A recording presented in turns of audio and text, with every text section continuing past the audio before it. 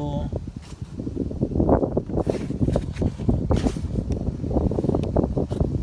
Și mai ușor merge.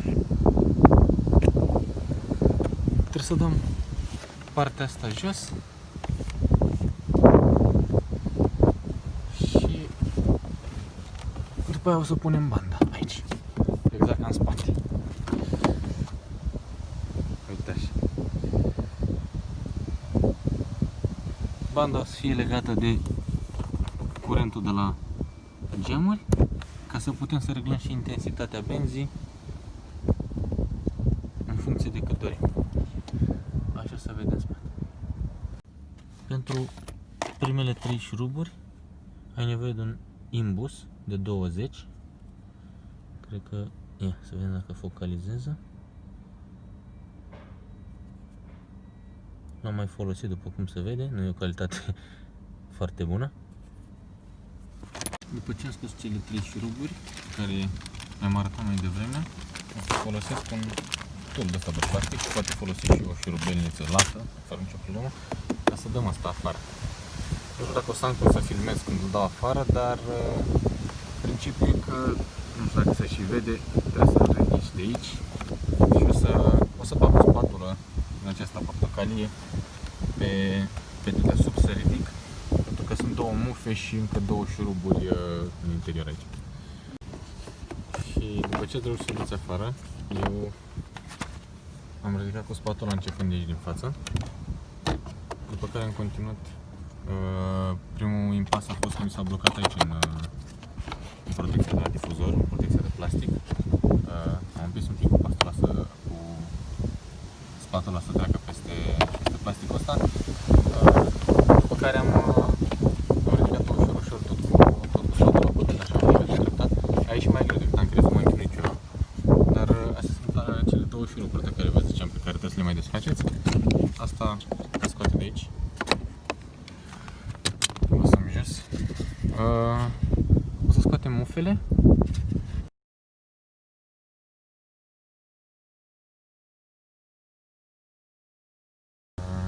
Pentru șuruburile din ușă o să avem nevoie de un imbus de 30, ca să reușim să le scoatem. După ce am scos cele două șuruburi de aici, ușa trebuie desprensă din clipsuri, trebuie tras efectiv de ușă destul de tare ca să desprindă clipsurile astea și după ce le desprindeți pe toate, abia atunci puteți să ridicați ușa. Stați să avem să filmezi un pic jos, sper că se vede. Bun, sau puteți să folosiți, dacă știți exact locul clipsurilor sau dacă aveți spațiu, să folosiți așa ceva ca să nu mai trageți de ușă. Să vă spun pașii pe care i-am mai făcut. Am dat ușa jos, după cum vedeți.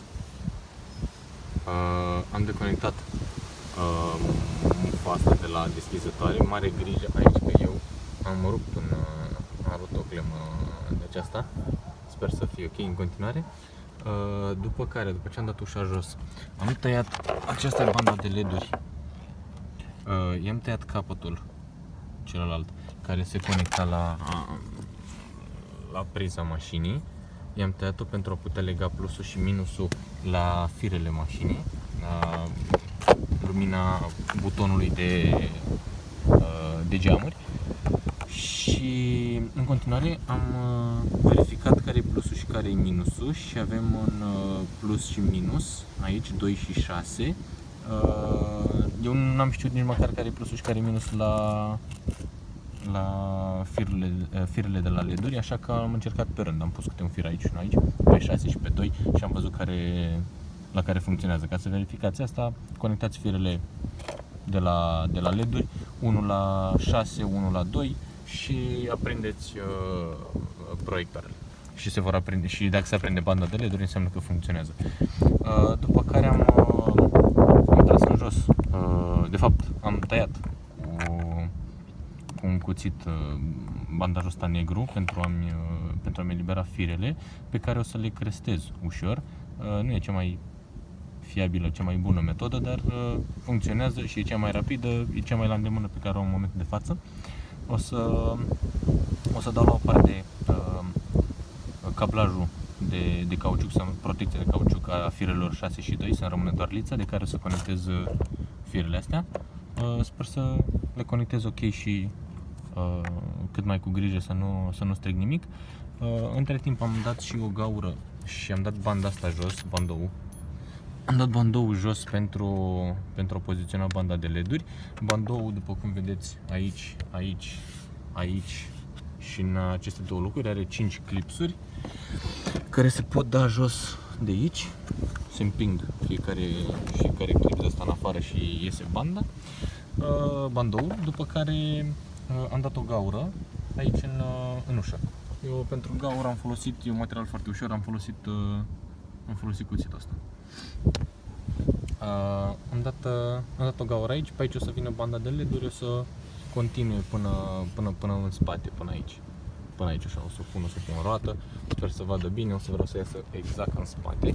Îmi place modelul ăsta cu, nu știu, cioc, așa, în sus, cu linia un pic în sus, nu dreaptă, îi dă o altă formă. Sper să iasă bine.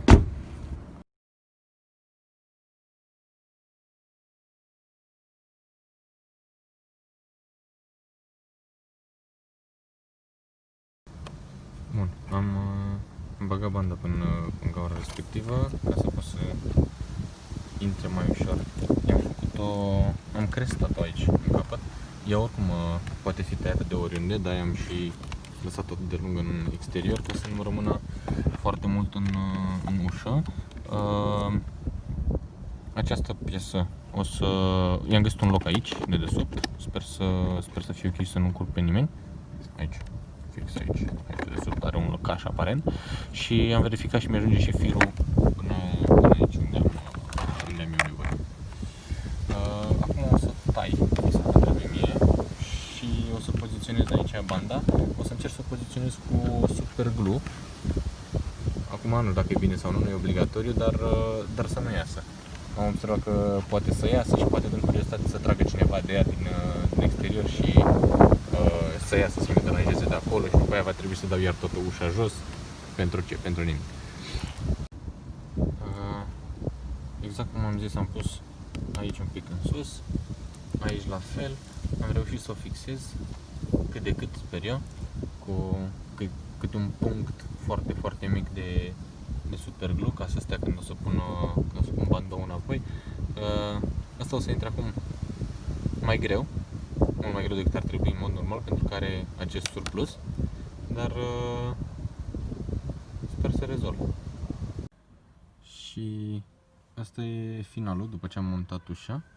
Cam așa arată banda pusă pe ușă. Stă destul de bine, aici un pic de tot ieșită. Nu o să intre niciodată la fix acolo, așa se întâmplă și la celelalte benzi. Arată ok, sper doar să nu iasă. Dacă tragi de ea, e posibil să iasă, dar fiind de la șofer, cred că nu o să tragă nimeni de ea. Și cam atât. Acel dispozitiv mic l-am atașat undeva aici în spate, l-am lipit. L-am lipit cu un super glue de Adidas G Sport, ceva elastic, ușor elastic.